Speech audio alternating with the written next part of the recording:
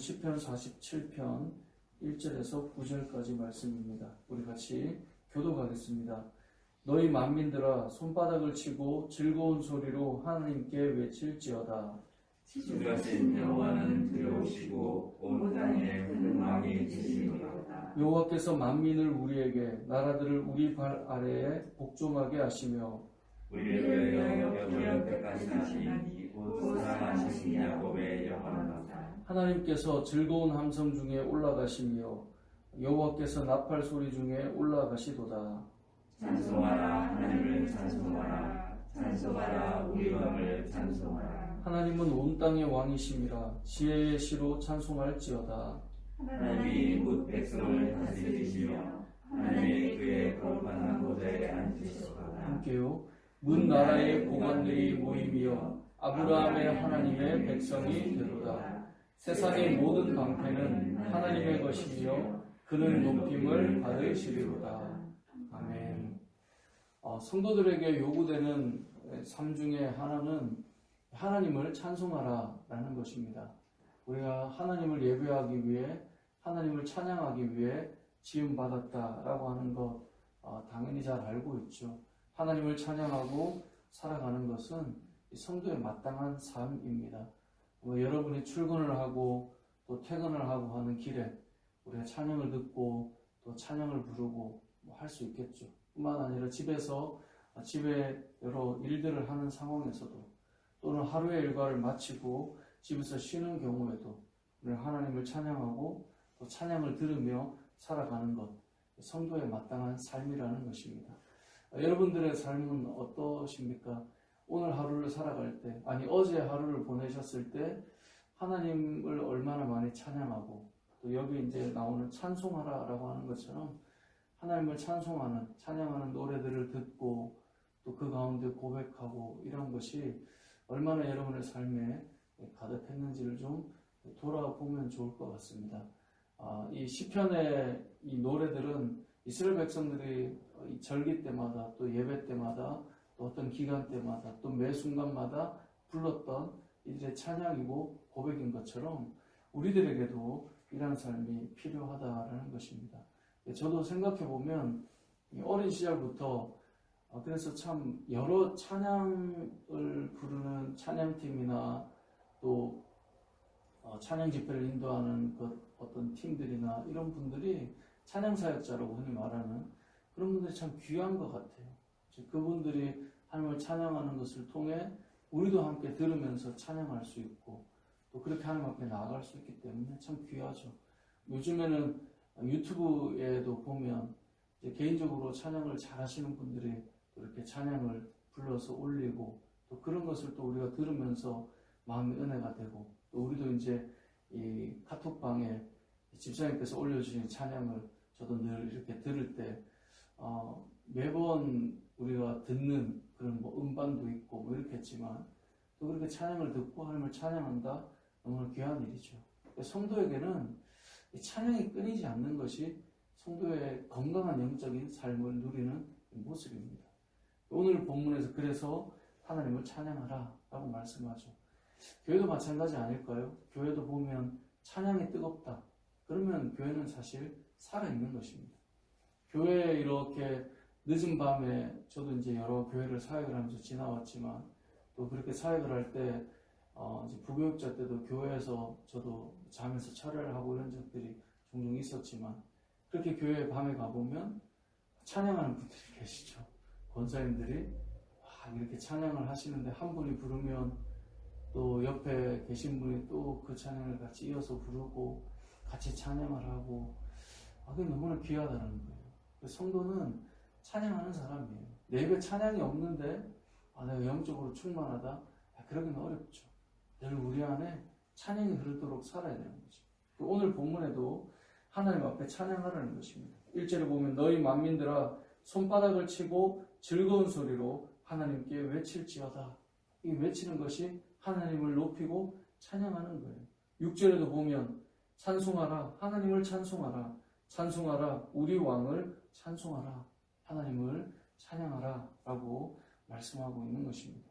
우리가 하나님을 찬양한다는 것은 하나님을 자랑하고 높이는 것인데 2절에 보면 우리 하나님을 어떻게 높여드립니까? 지존하신 여호와는 두려우시고 온 땅에 큰 왕이 되심이로다.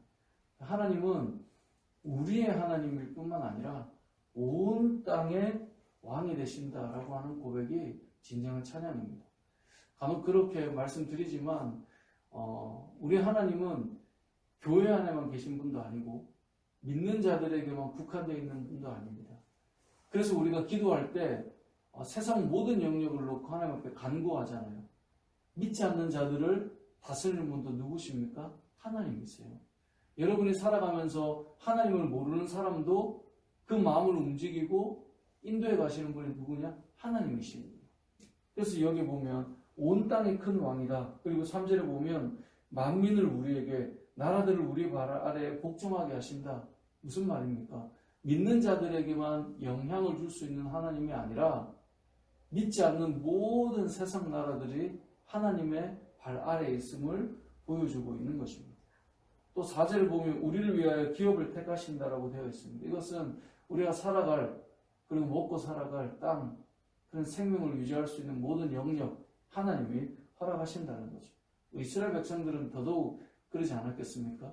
이스라엘 백성들은 아브라함으로부터 출발하는 그 긴 여정 가운데 가나안 땅을 약속하신 땅을 주셨고 또 하나님께서 허락하신 땅을 이들이 누리며 살아갈 때마다 하나님께서 여기를 우리에게 주셨어. 그런 믿음의 고백이 있었고 실제로 지금의 현재 이스라엘 나라도 잘 보면 여러분 역사적인 사건을 잘 아시겠지만 우리나라 같은 경우는 쭉 이어서 물론 외세 침략이 있었지만 어떤 고정화된 나라 땅에서 이렇게 땅이 조금 커지기도 하고 작아지기도 하면서 그런 역사를 가지고 있지만 이스라엘 같은 경우는 그러지 않았잖아요. 지금 이스라엘 나라 역시 그 땅을 인정받는 것 어찌 보면 좀 다르죠.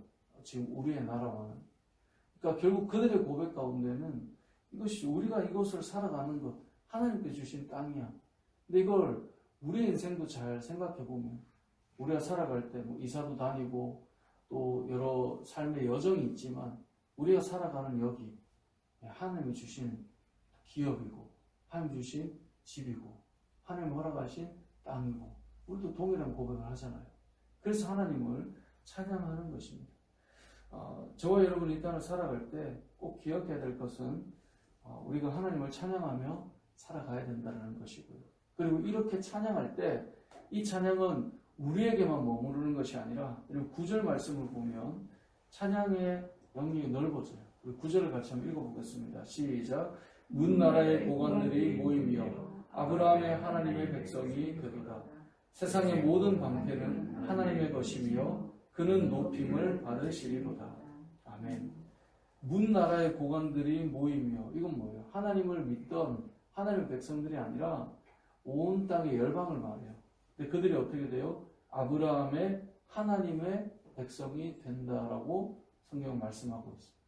그러니까 세상 나라가 하나님 앞으로 나오게 되고 그들도 하나님을 찬양하게 돼요. 그들도 하나님이 우리의 방패가 되시고 도움이 되심을 고백하게 돼요. 근데 이 출발이 무엇입니까? 믿음의 사람들의 찬양과 고백을 통해 결국 그들도 하나님 아래에 있음을 고백하고 인정하게 되는 거죠. 많은 분들이 예수님을 믿게 되는 경우에 그 고백을 잘 들어보면 그들이 믿음을 가지기 전 그들 주변에 하나님을 믿고 찬양하고 고백하는 사람들이 늘 있어 왔어요.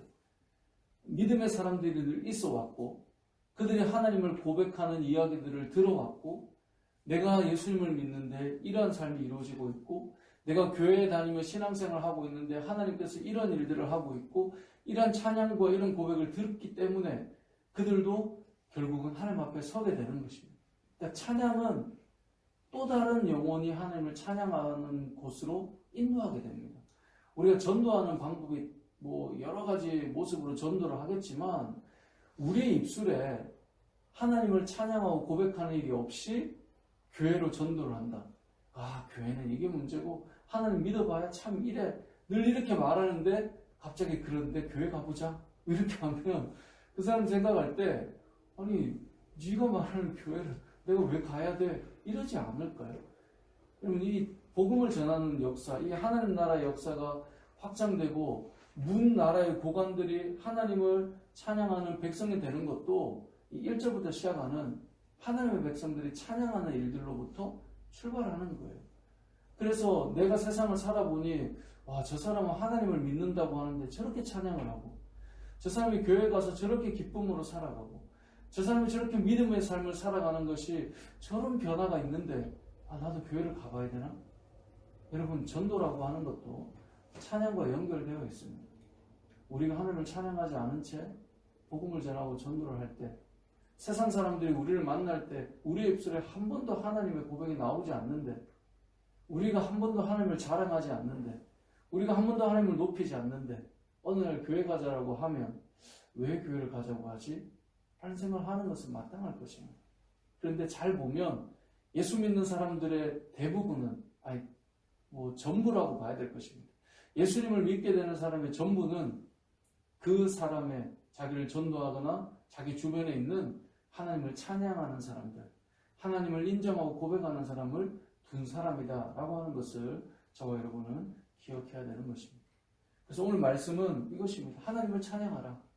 우리에게 행하신 일들을 돌아보며 하나님을 찬양하고, 여러분들이 살아가는 세상에, 우리가 살아가는 세상에 믿지 않는 모든 자들까지도 하나님의 손 아래에 있음을 우리는 찬양하고 있는 것이고, 그렇기 때문에 그 찬양 속에 그들도 훗날 하나님을 찬양하고 고백하는 날이 오게 될 것이다 라고 하는 것을 말씀하고 있는 것입니다. 말씀을 맺겠습니다. 저와 여러분이 더 하나님을 찬양하는 삶이 되었으면 좋겠습니다. 우리는 새벽 예배 드릴 때 이렇게 걸어오시는 분들도 계시지만 또 차로 오가야 되는 거리에서도 이렇게 나오시잖아요. 그 모든 시간과 거리 속에서 또 이제 요즘은 다 방송으로도 새벽 말씀을 들으시니까 말씀을 듣는 여러분들이 오늘 하루 더 많이 찬양을 부르시고 또 하나님을 고백하고 높이며, 너 뭐 듣냐? 이런 찬양이 있는데 너무 좋아. 그렇게 하나님을 찬양하고 또 하나님을 높이며 또 세상 가운데 우리 하나님의 이름을 드러내는 저와 여러분의 삶이 되시길 주님의 이름으로 축복합니다. 아멘.